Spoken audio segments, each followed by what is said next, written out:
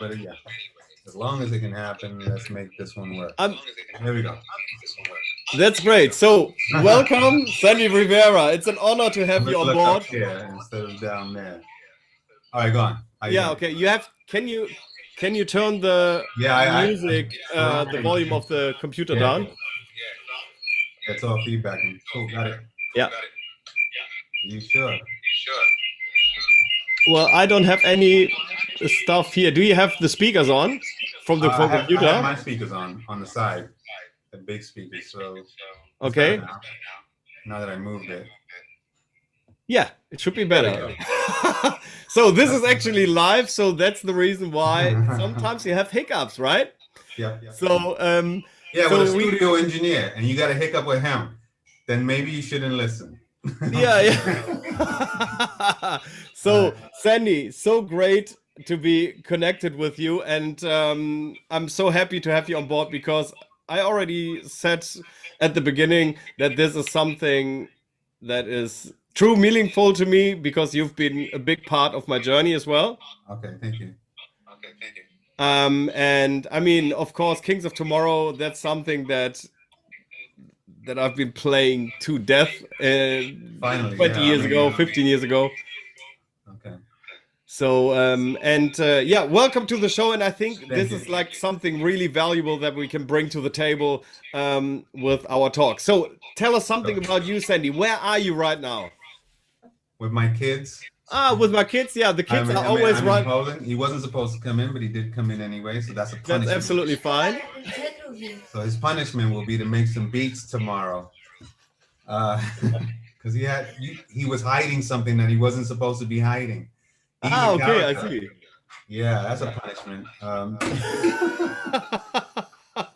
So how's the delay now? Is there? I'm in Warsaw, Poland. Say it again. I'm in Poland, in Warsaw. Now. Okay, yeah. Yeah, my wife is now in LA. She's having fun in the sun. She called me today from the beach. That's really nice.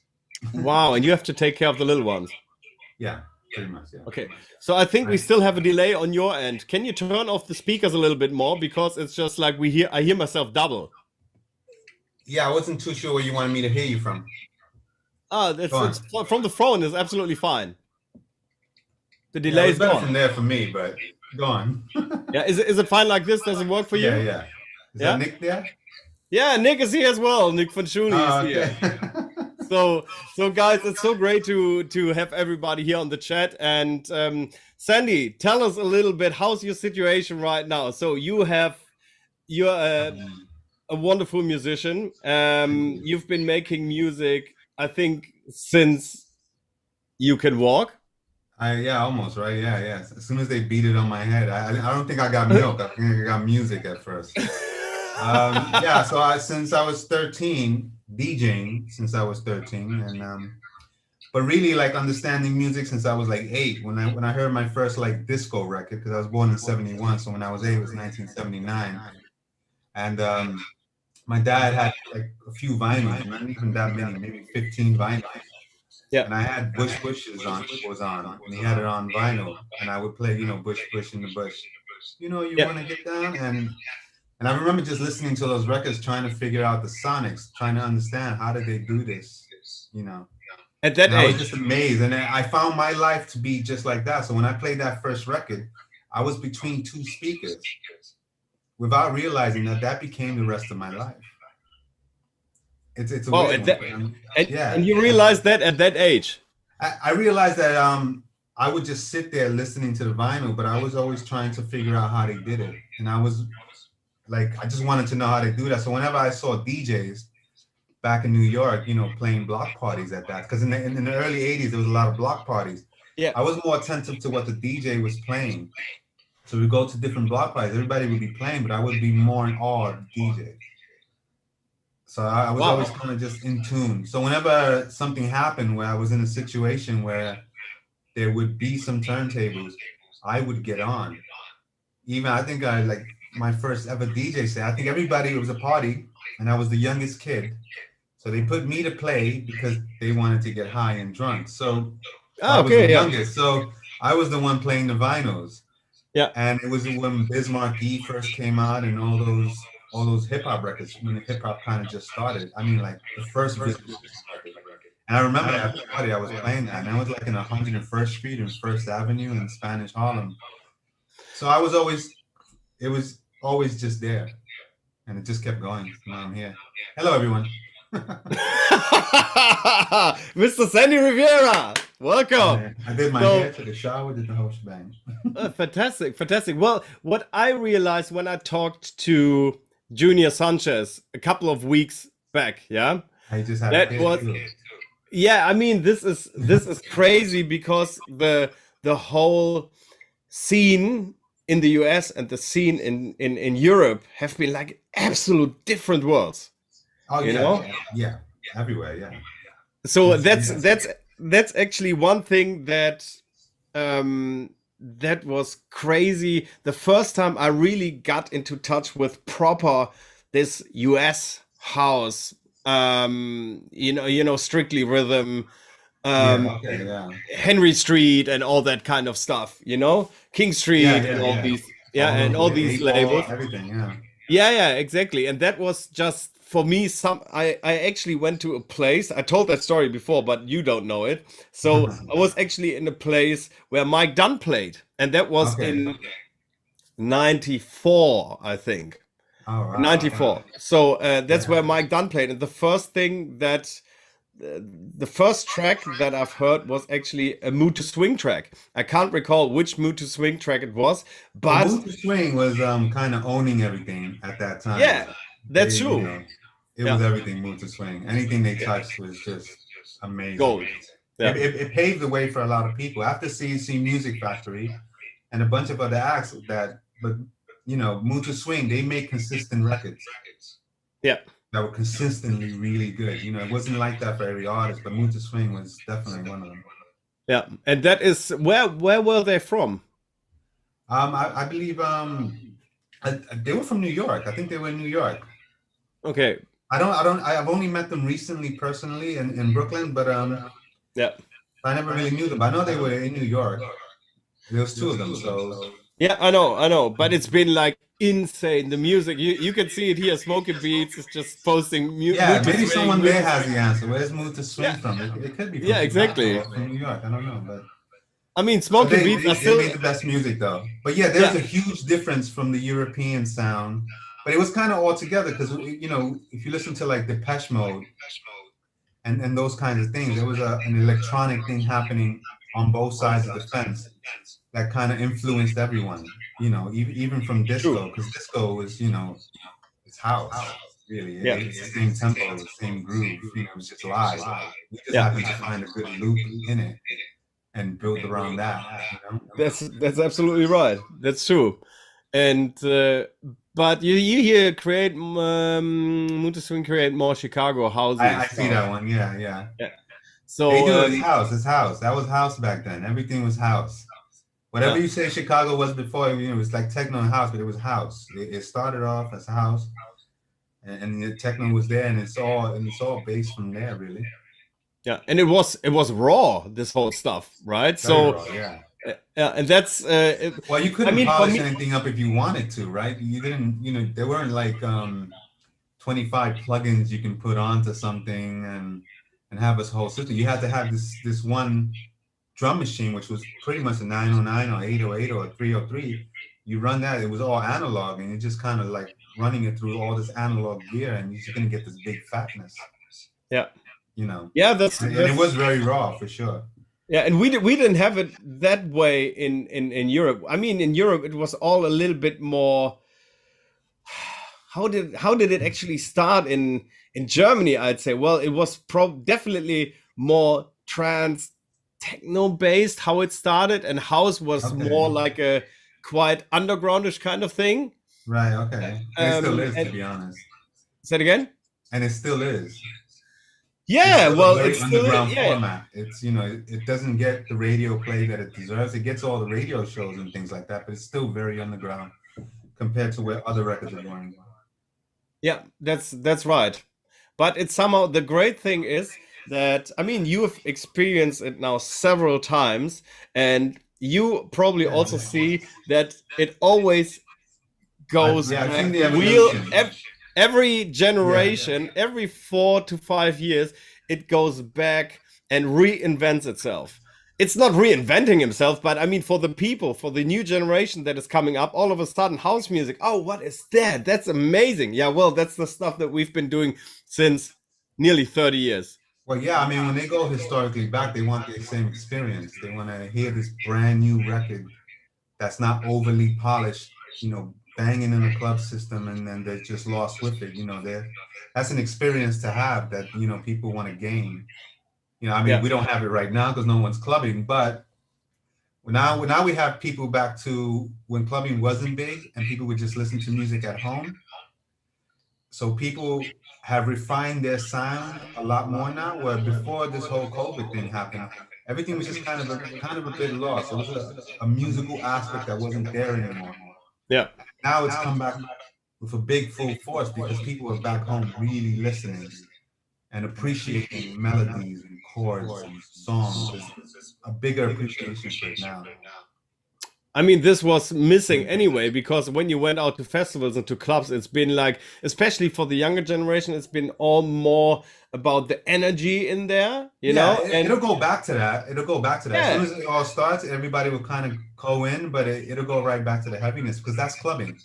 For me, that when I was in New York and I went clubbing, I wanted to go and hear stuff that was very unpolished, very just banging, and you know, I go hear Danny Tenaglia. Oh my God! Yeah, 5 o'clock in the morning and spend the whole evening there also, and it was just banging on. Yeah. Good time. 100%. So it's been like amazing stuff. Unfortunately, the scene like you guys had them, it's not been so strong in Germany like that. You know, so it's been scene, that clubbing scene. The clubbing scene was there, but a different kind of. I mean, I like playing in Germany. I mean, I walked into a place, it was so dark. All I could see was cigarettes on the dance floor burning. And really? People were really close, and it was just that dark. And I'm just playing kind of like, you know, like tech house, kind of very deep. They didn't want me to play anything soulful or anything. They just kind of asked me to go into a darker area that I would usually do, and I did. But I could see people right in front of me where I can't see their faces, and they're just smoking cigarettes. And this is only a few years ago. I could just see really burning, which was really nice. Wow. Well, I mean, I've been the thing that I've been just going through, of course, I've been doing a little bit of research again to get like a little bit more background info about what you've been doing and all. And I actually saw several things. I mean, of course, everybody knows. Not everybody knows, but I know that you've been. Yeah, courtesy as well. So we're just gonna say hi to everyone who pops up. Nick Fantulli was there. We were on Instagram talking the other day. Yeah. I think I sent them a tune. Yeah, go on. Sorry. Yeah, no, it's all good. So, but I mean, there's been so much music, so many projects that you have been doing years back, you know, and project that most of as at the second read you just saw Sandy. Wow, that track was done by Sandy Rivera. Don't Stop, for example. That's a record that Kurt and I played to death. The funny story is, Kurt and I, you know Kurt, right? So we've been actually playing in different clubs at the same time, which was like mid 90s. Yeah. Okay. And I was playing at a Flamingo club, and he was playing at a resident at a club that was called Bungalow. So we were like quite rival clubs. You know what I mean? And that was actually the time when that record came out, and that was just like blowing. That record was it was because it was a big dropout in the middle. Yeah. Most records never dropped out into just an acapella and then silence. Exactly. Do you know what I mean? So it was one of those first records. It was 1996, I would say it is. Yeah. Well, I just dropped it to silence in 1997, and it felt weird even producing it that way. Well, my thought of that was when we used to have two vinyls, and we would play the track and then play a cappella. Yeah. And kind of drop on. Well, you could only do that before on vinyl with two vinyls. Yes. So when I was doing that record, I kind of approached it that way. I said, well, let me produce this in a way where where the DJ doesn't have to play two vinyls to play the acapella on its own. Yeah. And that's the way I thought of it. And that became a dropout. Yeah, well, I mean, this was a unique record, and also from the build-ups, and it was just like more like a tool, right? Yeah, that's what I mean. I made it so that it was like a tool. So the track is playing, the acapella goes acapella fully and goes silent, and the acapella is playing, and the track builds up. Yeah. Yeah. So yeah, but this was an amazing track, and I didn't know that you've been behind that project. And right, Soul Vision, because it's under Soul Vision. Yeah, exactly. I just saw Soul Vision, and then at some point, when you love a record a lot, you start digging into the label copy. You look at it, who actually did that record, and then you realize, oh my God, it's Sandy Rivera. That guy's everywhere. And then I had your what's the name again of your first album? What was that called again? Oh, it's in the Lifestyle. It's in the Lifestyle. I have that on vinyl still. Okay, nice one. Yeah, so I've been one of the guys who who supported you big time.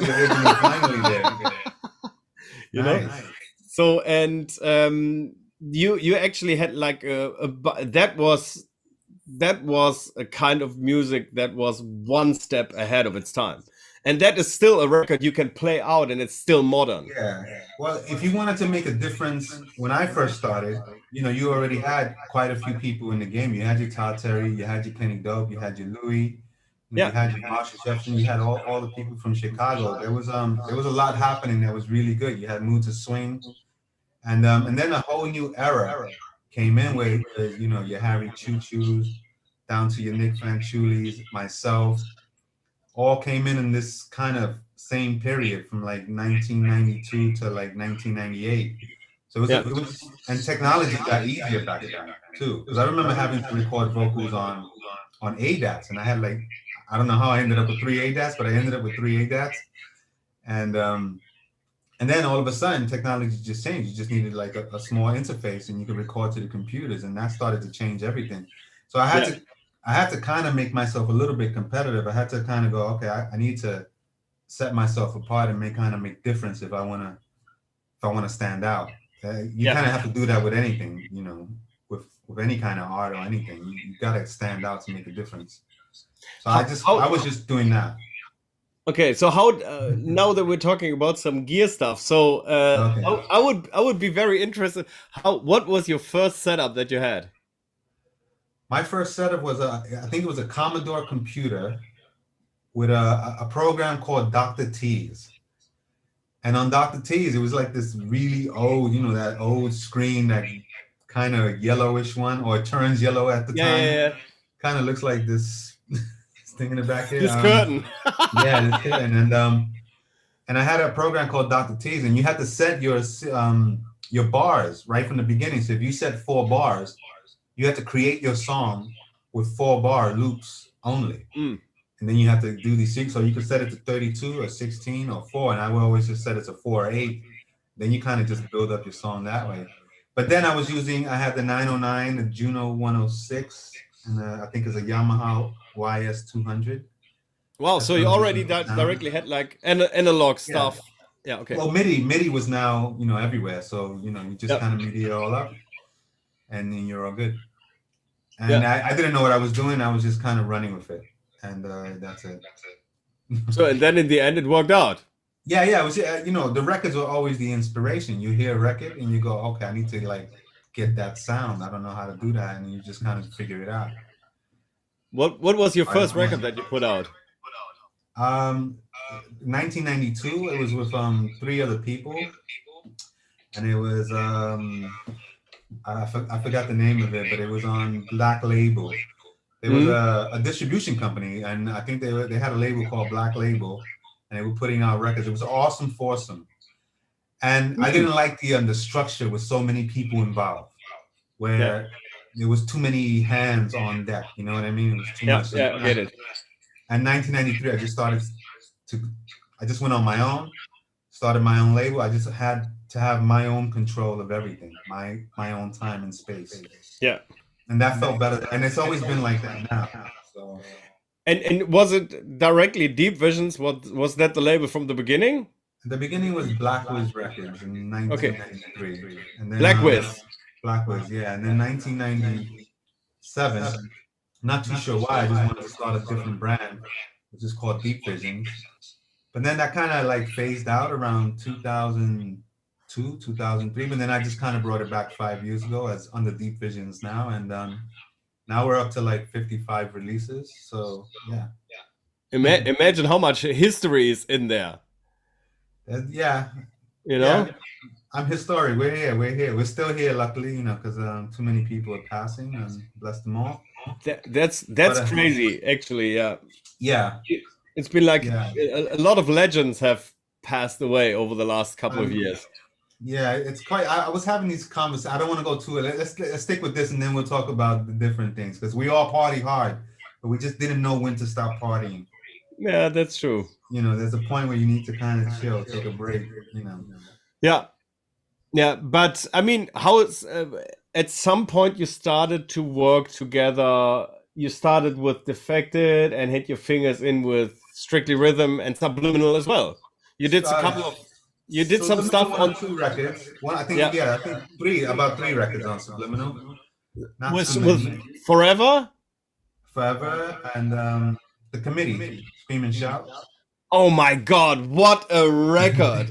What a record! And that was, why the record. You know why the record was so great, because it just started with an a cappella. Yeah, no, Scream and Shout was the piano one. Yeah, exactly. Yeah. Yeah. Din, din, din, din, din. Yeah, no, it just bangs right in straight to the piano, and then the vocals start. I just want to lift my hand and scream and shout. That's kind of what we all want to do right now. We want to go out to a club and scream and shout. So yeah.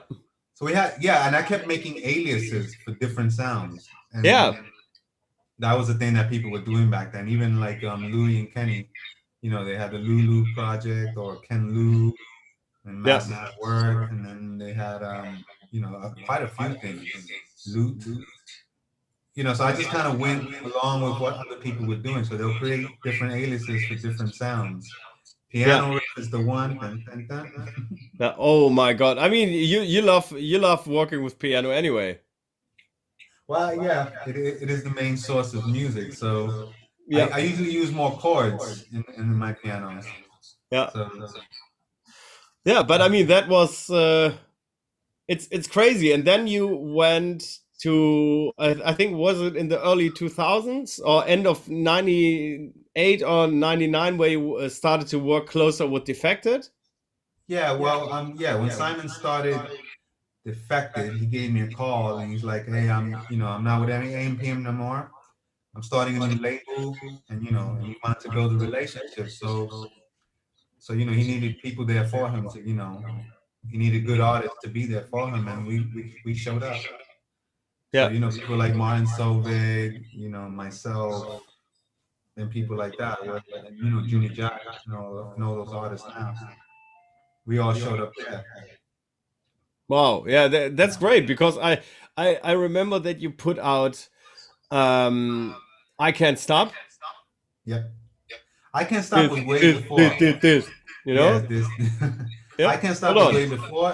It was turned down first, but then like 3 years later. And this is where Nick Fanciulli comes in, because I remember walking to one of Nick Fanciulli's clubs, and I Can't Stop was really big, and I was playing, and he was like, "Dude, play your record, trust me." And then I dropped, I Can't Stop, because that was the record he told me to play, and the whole place just went insane. So that was a big moment for that record, and then finally Simon came in and picked it up, and then it took off even more. Yeah. So, well, this was a record I've played to death.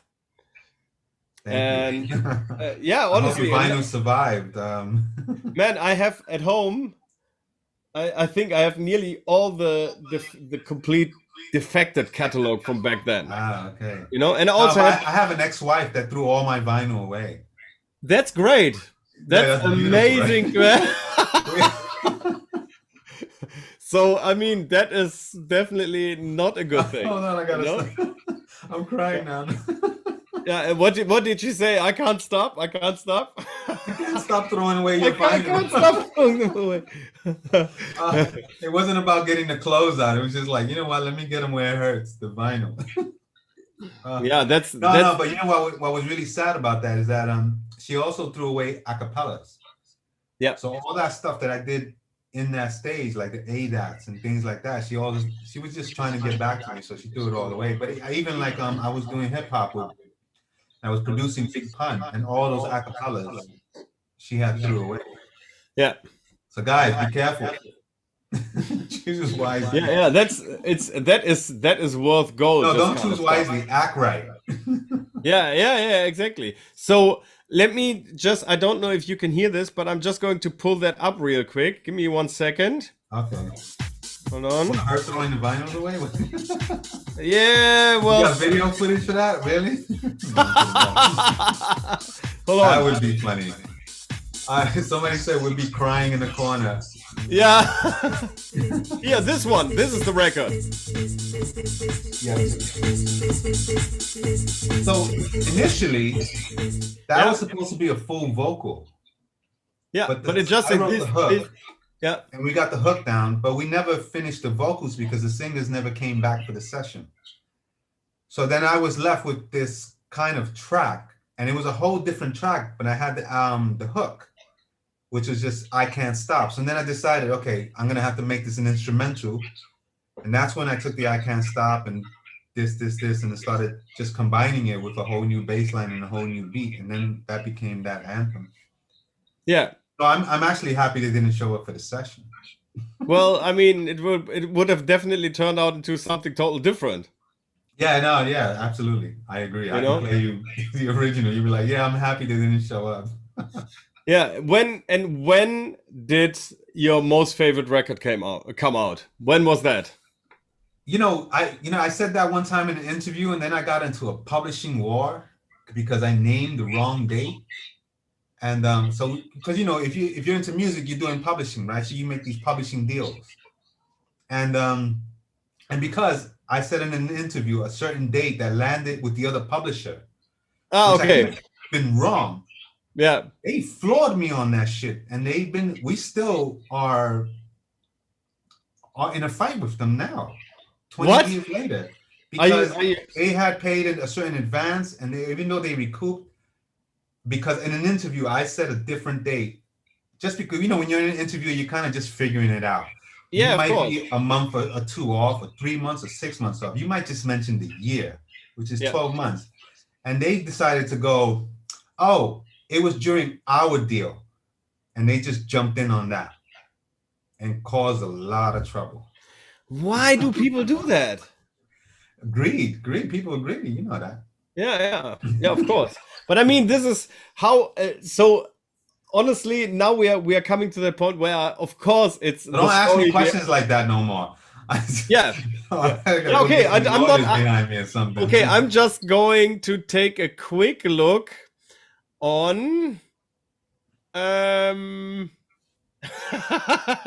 I'm just going to take a quick look on Spotify then, what it says here. Okay, so I know it's on Spotify. Oh, okay, I see it. On Spotify, it says this single release on Defected 2001. But the original was on another label. Okay, the original one was from France, and that was on their label for 2 years before Defected took it. So it started off on my album, It's in a Lifestyle, but that originally started with Distance in France. So I see, if I say a date again, they're gonna be like, haha, you said the same date, we knew we were right.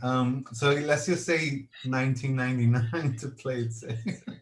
Yeah, of course. So 1999 it was then. It's in the Lifestyle. Okay, that was actually, that came out before Finally Broke had a breakthrough.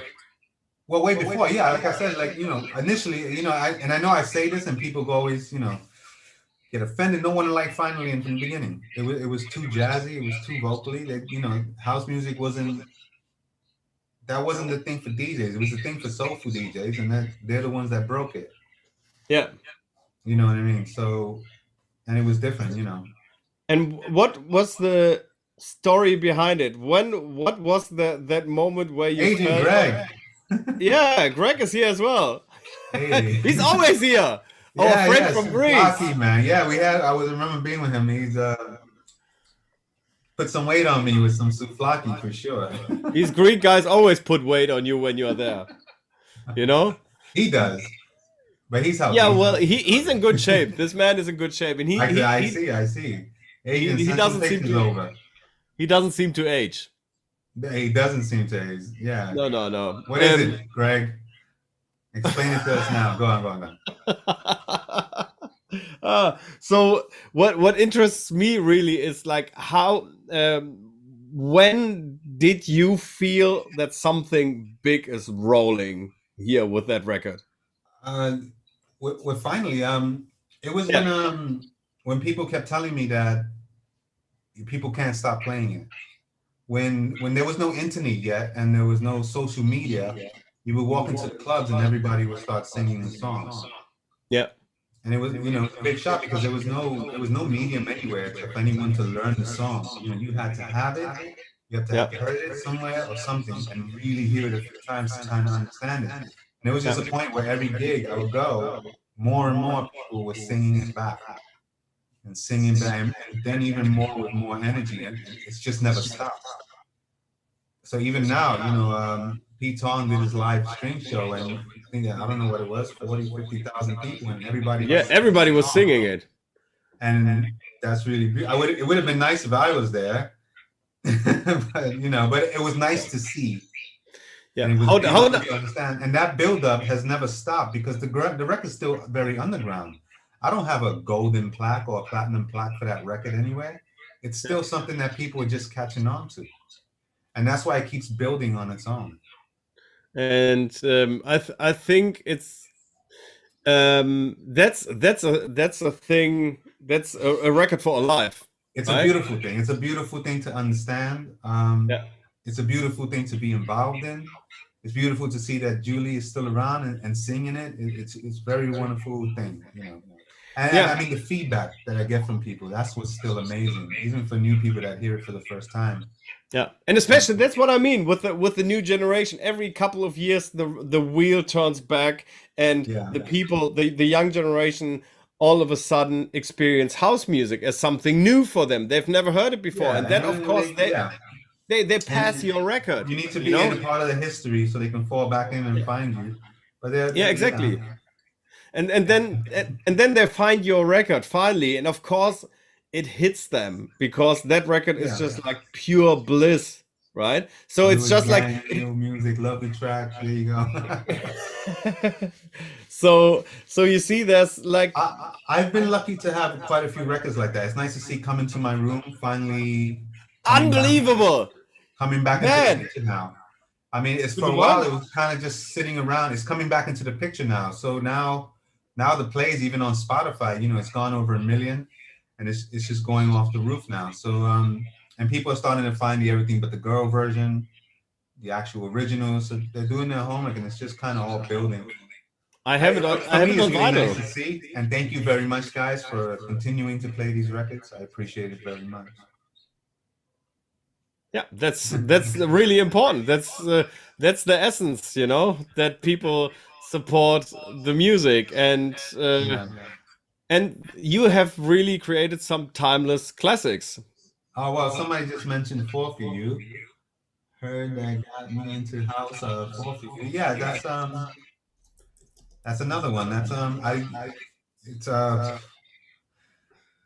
I'm able to understand. It took a lot of years for me to understand how I can control my music and how I'm capable of making certain records listenable for a very long time. So like people are mentioning Fall for You with April Morgan, you know, that's become kind of an anthem. You play that somewhere and it's become like a finale. And it's beautiful because I did that in 2012. And, you know, we have a new release now called I Never Knew, which is kind of now ticking the same boxes because it's doing well and people are going crazy for it. So I realized that, you know, I still have something and I'm going to do it and I'm going to put it out as long as you guys are still listening to me and we're all good. Burn So Deep, all the songs. I think we could just we could make songs out of all my songs. You know, we could just come into Man, my room. it's honestly, and one of the tracks that I've played to death as well was Freak, which was Okay, yeah. the one with Hayes. That Yes, yes, was Freak, doing Freak. like some big waves as well. Well, yeah, with Hayes, I mean, before he did before Solomon remixed that big track that they have around, I found Hayes in Malaysia. Yeah. And I did a gig in Malaysia, and he said he was a pianist and kind of a singer. And so I said, all right, so let me fly you to New Jersey. And I remember he told me, he's like, everyone tells me that they're gonna fly me out, but they never do. And I remember I flew out him and his manager, and they came to America for the first time. And then we went into the studio and we did Changes. So that was the first time we did Changes. And then then we went on to do Freak and quite a few records. But then after that, he went on to do Around, which is huge on Noir's label. Yeah, yeah, I remember that he did something with Noir, and someone's saying you work hard for your enemy. I got you there.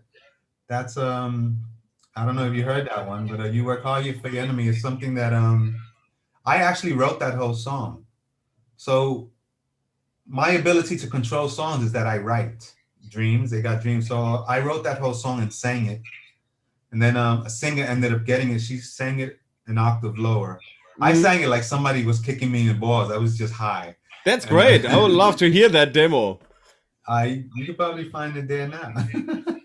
But check it out later. But yeah, I did Dreams with Hayes too.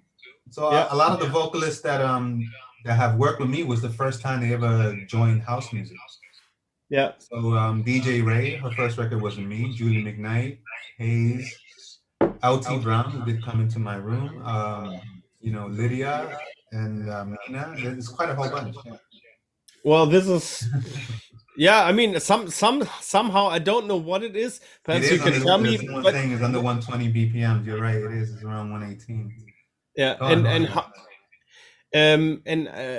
I mean, you must have had this kind of vision to work with those people. I mean, at that point, these guys have been unknown singers, and have you? No, that's just working in the studio. You find someone, and I have patience with vocalists. Some people don't have patience for vocalists. They cannot deal with a stringent 6-hour session that might go horribly wrong, and you might end up with nothing. But I have a lot of patience, so I'll sit there going through the motions, and I'll join in with the writing, and we might even take a break and come back to it.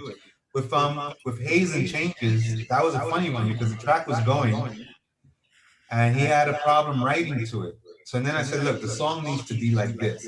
Then I sang the first verse. Yeah.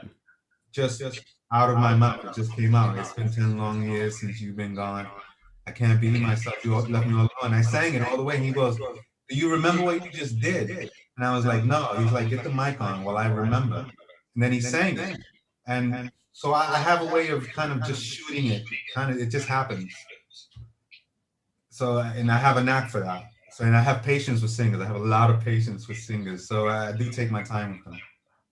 Well, that's some. If you would recommend something to young people, because a lot of young people will see this, and a lot of people who have probably not worked with top liners or with singers yet. So what is it that you what is it that you would recommend? Would you recommend them sending them the instrumental, letting them sing their thing, or would you recommend always go to the studio with those people? That one's hard because some people would have never had their hits if they didn't incorporate other talent involved into their situation. So you might have a really good track, but this top liner just put something really strong on top of it, and it made that a success. So for me, I've always wanted to have some kind of control of whatever I do, because my control is my longevity. So I know whatever I've done before, I can do now. So I don't lose that. But that control comes with a price. You got to really work for that. So that means you got to be the top liner. You got to be the writer. You got to be the one playing the keys. You got to be the one to create your sound while you're mixing it. The people are able to understand me because it's my sound. I'm there with the kick, with the compressor. I'm doing it, Yeah, of course. But the old way of doing production is that, you know, you incorporate a few people and then you go and see what happens, you know. But that can be a hard road because you can end up doing nothing and it can really hurt you if you can't do anything by yourself. Mm. It's, you know, you won't become the artist that you want to be. Yeah, and that's, I mean, that's a really hard thing to say, right? Because a lot of people make good records using a lot of people, and they're still the act that they want to be. But I think they understand what I'm saying because I'm not offending anyone. I'm just saying that if those people disappear, it's not your sound anymore. So if there's no one around me, I'm still me. Yeah, of course. Yeah, that's true. Yeah, sure. And if you are getting in touch with certain singers, you're getting into the studio and with those people because you have a vision of what you want them to sing, and also have their voice in your head, and that's this also happened. This just happened, literally. Really? Yeah, this literally just happened. So it's a true story. The record's coming out really soon, and I'll explain it to you really quick. So a singer sent me 3 acapellas on the internet, Rafa, and he's like, hey, here's 3 acapellas I have available. Would you like to try to see what you can do to it? So I grabbed the 3 acapellas, and usually I don't do this because I don't have the patience for it, because I don't know what I'm going to hear. That first acapella almost killed me. I spent 8 hours grueling, and there was no tempo, and I didn't know the original, and I was just trying to piece it together, and I couldn't. I stayed there for 8 hours, so I put the work in. And there was a point where I got really angry. Yep. I was pissed. But then I was like, no. I have patience. I was like, okay, let me load up the second one. This is after 8 hours of trying. I loaded up the second one, and immediately it hit. And I was able to find the keys, find the vocals, and then find what I wanted to change. The funny part was I called him, and I said, listen, this is the one that I feel I can develop, but we're going to have to change the key here. And he was like, oh, okay. So changed the key, and then he sang it back, and then we were like, okay, yeah, that sounds really good. But what happened was then I understood his voice. Then I had a track that I sent to someone. I don't want to say their name, but they didn't really answer back. They asked me to be on their album, and then I didn't appear on their album, so whatever. Yeah, okay. So the track was sitting there now for like a year, and for some reason I loaded it up, and then I heard a song, and it was the Michael Jackson song from the Billie Jean song, and I went, oh, wait a minute, and I said, hey, let's just try this. Can you just sing Billie Jean to this? He's like, are you crazy? And he's like, I was like, no, just try it. And he did. And then we were gonna do it as a free download, and I'm gonna give something for free, so that will still come. But I did an interview with Twism last week, and he's like, hey, anything new you can give me exclusive to play before we do our interview? I said, hey, why don't you try this? I just finished this. And he played it, but then he called me back, and he's like, at first, I thought you were crazy. But he's like, you actually did a really good job. And then he said, let me clear it for you. And he did. So what? Yeah, this is fucking, it's hilarious. So now it's coming out March 19th, March 22nd, right around there. So we already got the artwork, we already cleared it, and we did everything. So, and it all just happened because the singer sent me something via Instagram. I ended up painfully 8 hours. Oh, hated it. Yeah. Doing the second one, having a really beautiful track now with him that's almost like changes in a very different way. And then listen to a track, and then all of a sudden something just popped up, and I knew the guy's voice, and I can picture him singing it, and we just did it, and it's nice. So that's gonna be popping around soon. And yeah. But that's a cool story, man. That's a great story. And it's a weird one, yeah, but that's happening now, yeah. Yeah, so I mean, it's what I always find very interesting, and what most of the people, like 99% of all the people, hate going on the lookout for vocalists. They have a track where they say, painful. Yeah, it's painful. Yeah, it's painful. But they have their instrumental, and they know what the track needs. yeah, they have a vision of what the track needs, and they feel Yeah, like that's the why I instrumental sing is it. really strong, but it needs that vocal to make it complete, right? Yeah, but you So could and then pay. I mean, you could. There's different ways of doing it. If you got deep pockets, then go pay the 5,000 and get a singer on it, a proper professional singer who's gonna bag it, just gonna nail it. You know what I mean? But sales of records don't approve those kind of budgets to anything anymore. It's just like, man, you got to find a singer, kind of wing it, put it out, and see what happens. You know, it only with like really big artists that are making big records and doing more commercial stuff, they can explore those avenues. You know, we had something like that recently where a singer got paid something like 10,000. And I don't wow, want to say that. I don't want to say yeah, the yeah. song. You're never going to recoup that. No, but they got paid out. Okay. You know, and it was something that I wasn't planning. It was just something that was in the management, and he was just like, "I'm putting these two together. It's your track with her."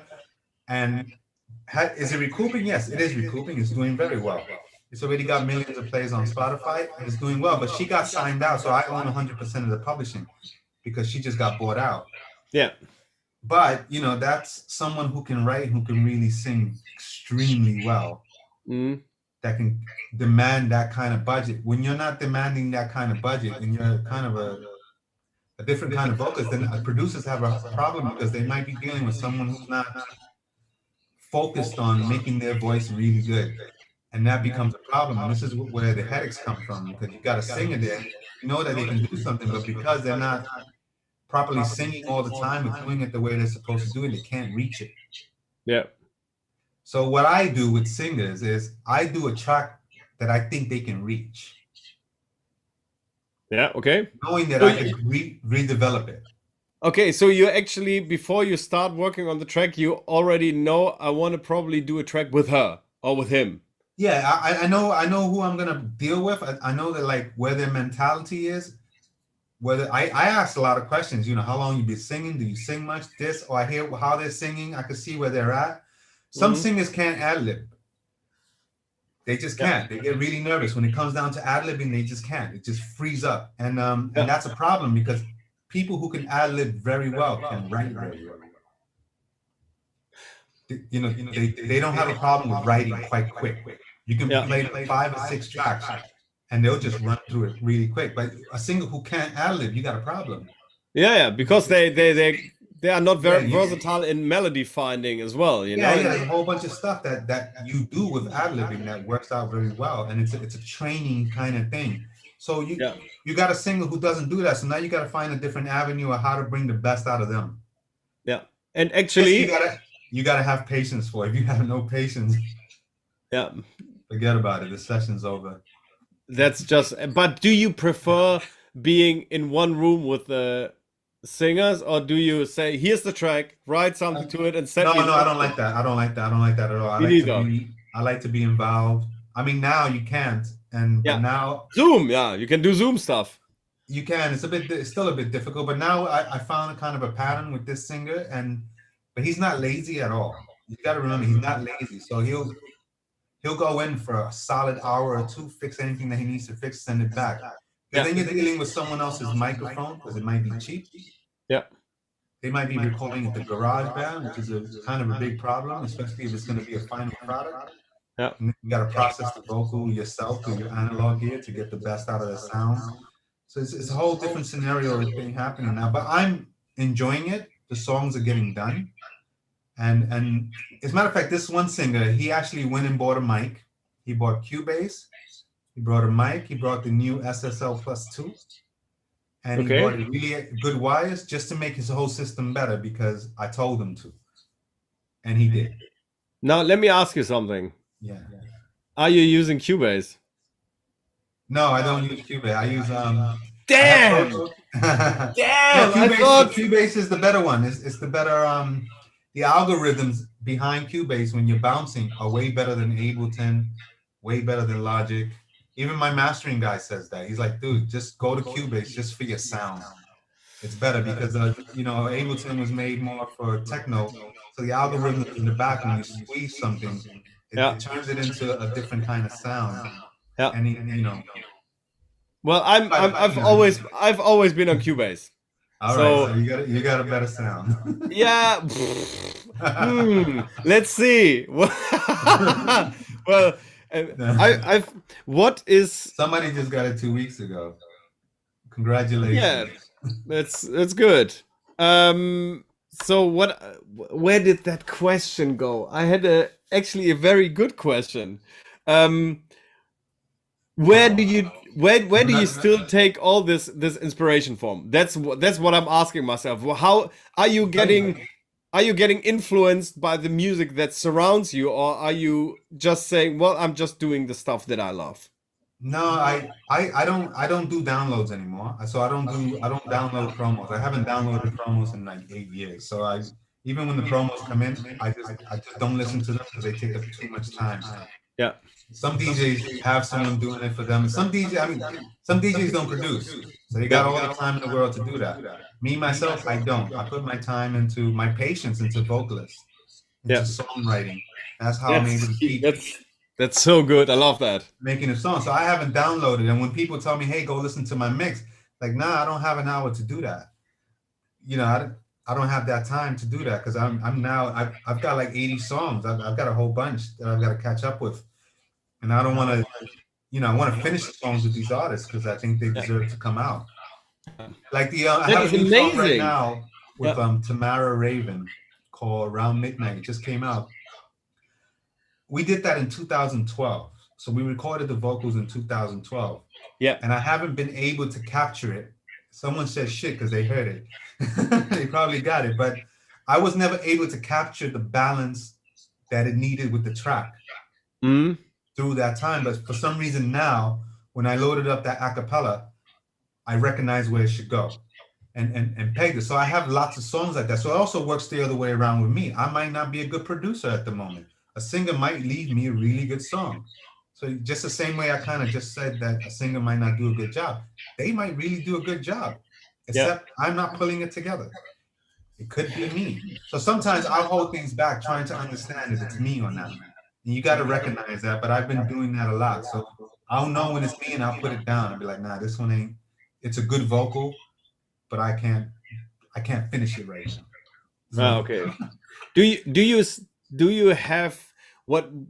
you have your routine where you say, if I follow my routine, it will work? Or do you always, or is there something in you that says, I need to evolve? Oh, your kid is coming again. No. I got a partner who can tell you.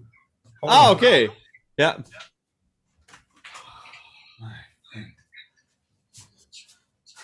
So let's do this with when I'm not good this. I thought that would be funny. I'm in my kid's room. I can just grab. That's amazing, man. I love it. No, that's. What was the question again? I'm not. What was the question? That's just great. So do you have some sort of course you have your routines that you, when you go into the studio, you start with several different things, but do you sometimes are aware that it could be more beneficial trying it in a different direction? Do you have that still? I try a different direction every time. Really? I have my machine drum like sitting right in front of me. It's like right there. Yeah. So and my speakers are like literally right here.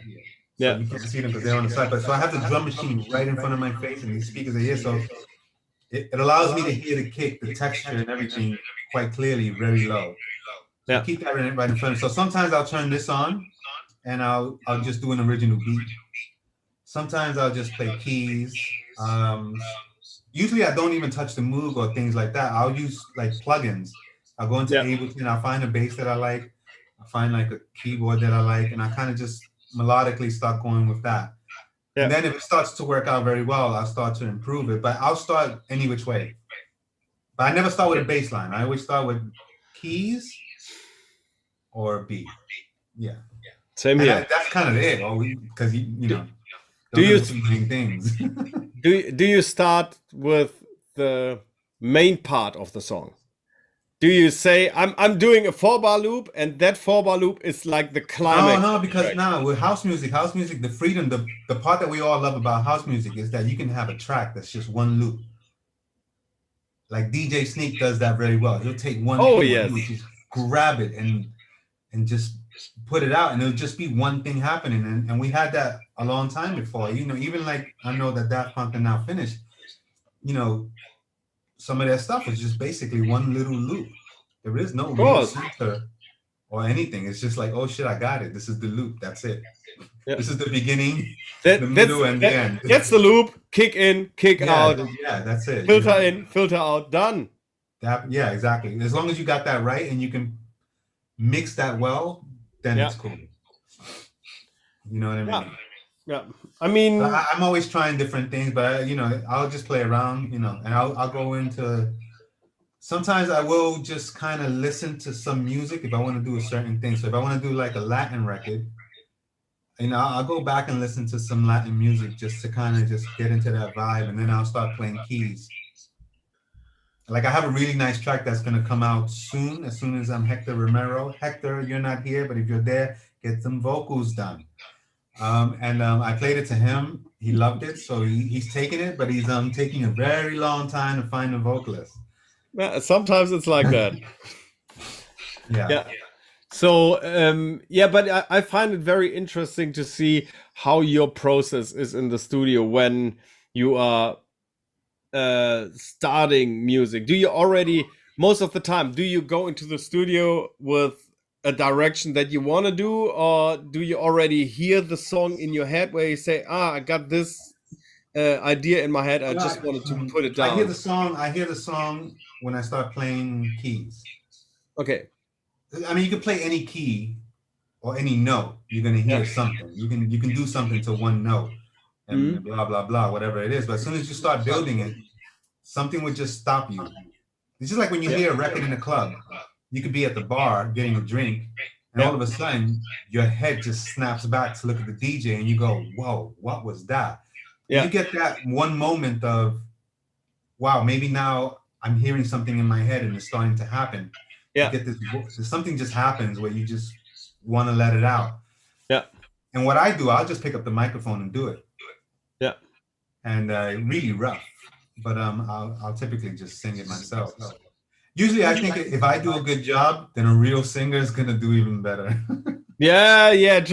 True. But I mean, but for example, you also have it like that if you listen to live sets, for example, if you're in the car listening to the radio or something like that, or like you said, you're in the club and you are probably not on the dance floor and you're at the bar or in another room, and then you just hear something that draws your attention where you say, holy God, what is that? And let's so at some point when you're playing keys or doing drums, something will draw. If you're not writing though, if you're not writing at all and you're not singing your demos, that might not really occur. You're just kind of stuck into the groove, and you know, is this going to be deep house? Is this going to be tech house? You're kind of stuck in the track, and then you're just digging around for samples.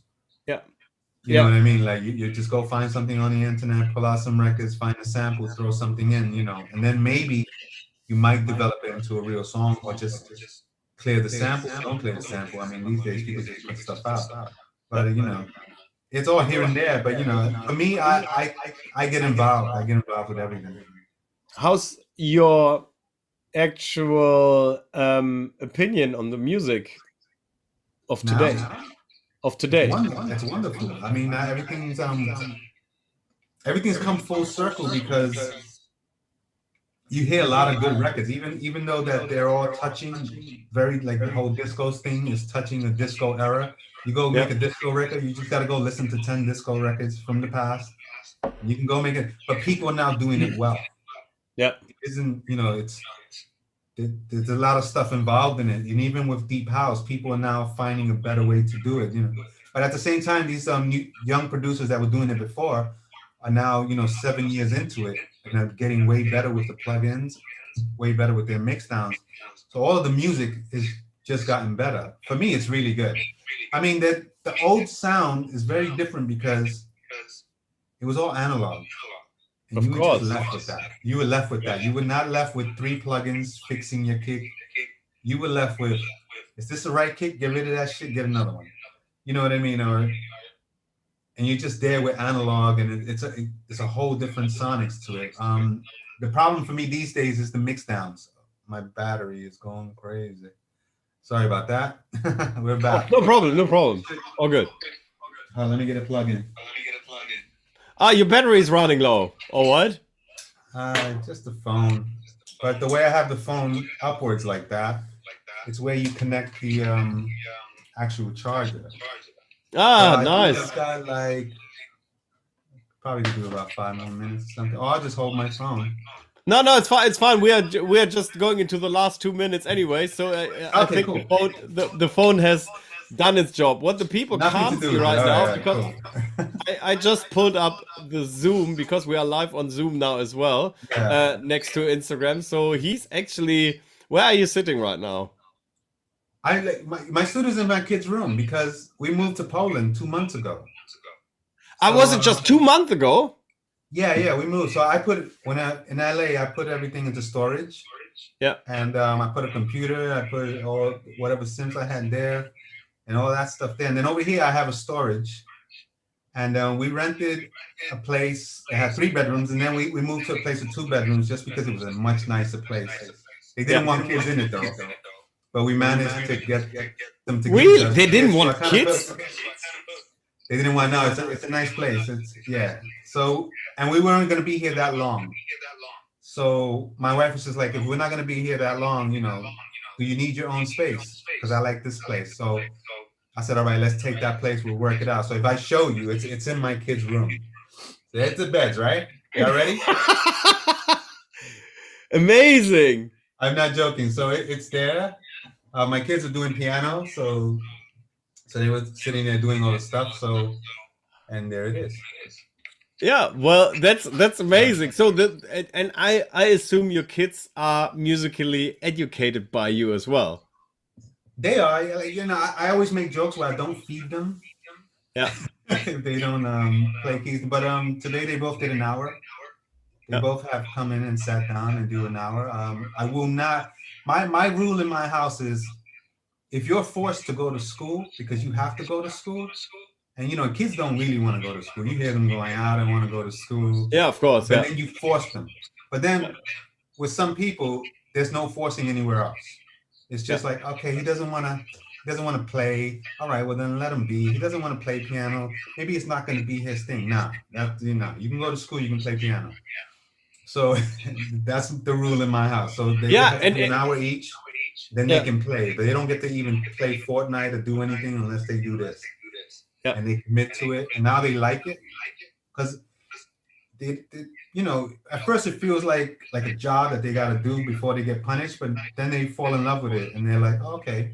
Then they start doing melodies, and then they start hearing songs and doing those melodies. My kid's always putting on Solomon's I forget which record, Late Night, and he's always playing the keys from it, and one time he just sat there for a whole hour. He's like, Daddy, can I just replay this whole thing? And I was like, well, we'll learn each part first. He's like, but I did already. It's really simple. I was like, it sounds simple, I said, but the way they put everything together isn't so simple. He's like, oh, okay. And then I helped him produce it. So he kind of covered it here in the studio. And he had a moment there. So we made the beats. We put all the melodies in. We sequenced it, put all the filters. And you could even still, because we were just playing around, he's like, but I could hear the difference from his record and the one that we're doing now. Then he goes, are you sure you got the right sounds? Yeah, well, it's a...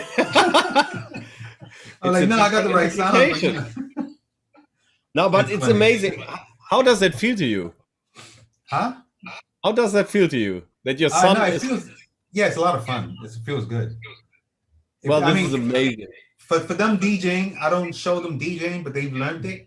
But I didn't want to do that because I want to make sure they know how to make music. Yeah. So I just don't want to be one of those like, yeah, let me show my kid DJing. He doesn't have to produce. It's all good. I know that's offensive to some people, but for me, they have to learn music before I even like really showed them DJing. But And once you they learn will music, be, you know the tempo, you know how to yeah. do everything. I would have feel uncomfortable if my kid only learned how to DJ and didn't learn music, how to Yeah. write it and read it also. It's So so important. It's so it's important important for because, me. For yeah, some, you know, well, I there's a mean, it's not business. only, Listen, there's a business out there where you don't have to learn how to play nothing. You could just DJ no, and be that's paid. true. Yeah, but So if you want to be a musician, and it's yeah, always very helpful now with all these. So here at Refund, we're doing a lot of mentorships. Mentorships mean okay, that I teach the people the way how I approach productions and how I treat separate elements, and it's okay. always very very helpful if someone has a little bit of a musical knowledge. Might it be guitar, might it be piano, just like understanding harmonies and stuff Well, like that. that's what I mean because you would Yeah, feel uncomfortable. I mean, no, actually, you know what? People do not feel uncomfortable. They do they not. don't. No, They no, don't. they don't.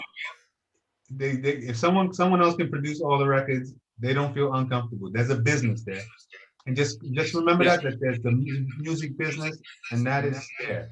You could either yeah, have someone do it for you, you could join a team, make good friends with people, or yeah, do it yourself. So and it's yeah, all there, and nobody cares anymore. They only care about the final product.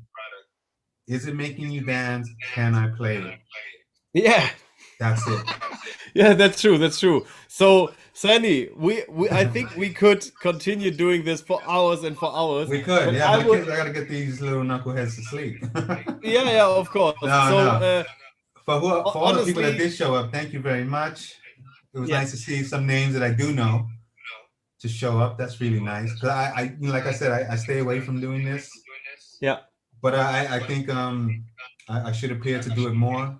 It makes sense while I'm still here and doing it. You know, This yeah. is So actually super helpful. It's the people of the comments that we get afterwards is just like overwhelming because this is actually something I'm always saying. If you have the chance to tap into the mind of someone who has done it all and seen things, that's the yeah, most valuable thing that new artists can get. You yeah. know No, what I mean? I've hit an age where I realize, you know, let me share. Let Yeah, me just speak. exactly. And So I'm I'm gonna always here. speak more. I like speaking, especially on Monday evenings. Yeah, this is good. It's Monday, right? Yeah, I forget what day it Yeah, is. I'm like, oh. yeah. Well, Well, Sandy, hopefully everything does open up.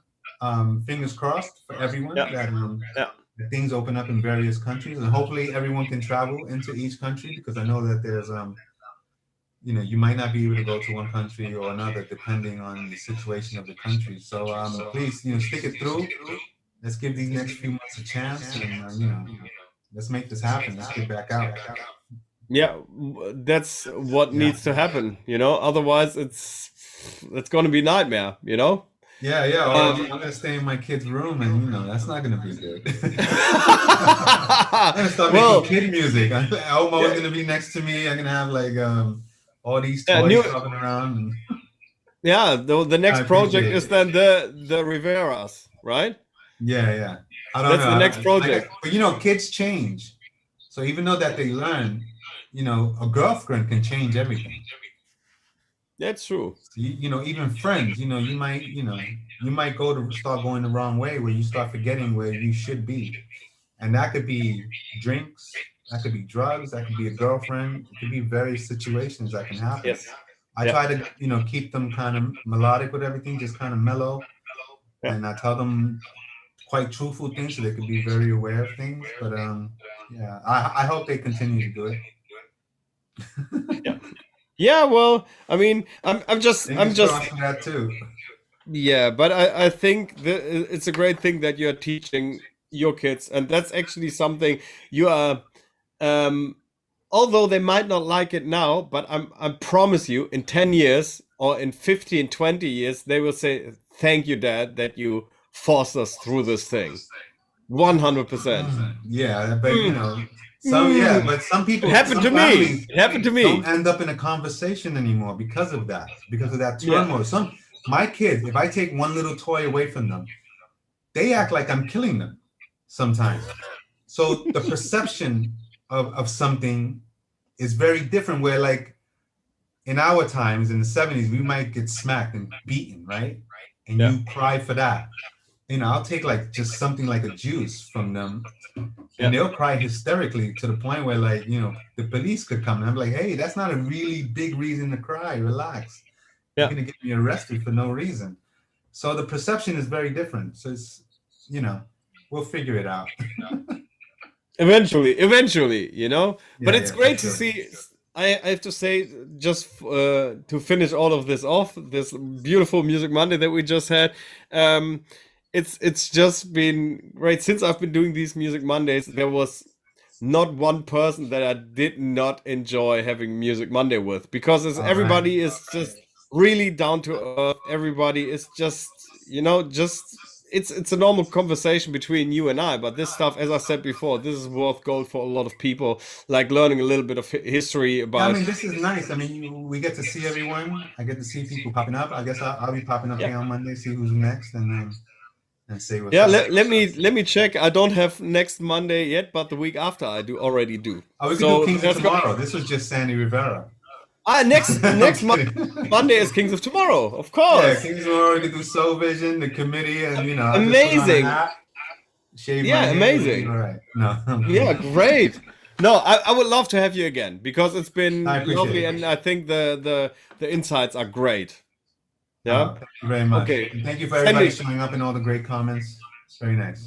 thank All you, right. Sandy, for everything. And Thank guys, you. wishing you a wonderful week, and stay positive, stay motivated. And Yep. if you have any questions, just get in touch. I'm always Work here. hard. Refund Productions is here, and Sandy's always here as well. Yes, work hard, make an effort. Yeah. Feel like you don't want to go into the studio, just take a little break and go back in. Yeah. Relax, get it done. Wise words. Brother, take care. All right. Take care. Bye-bye. Bye. Walk out.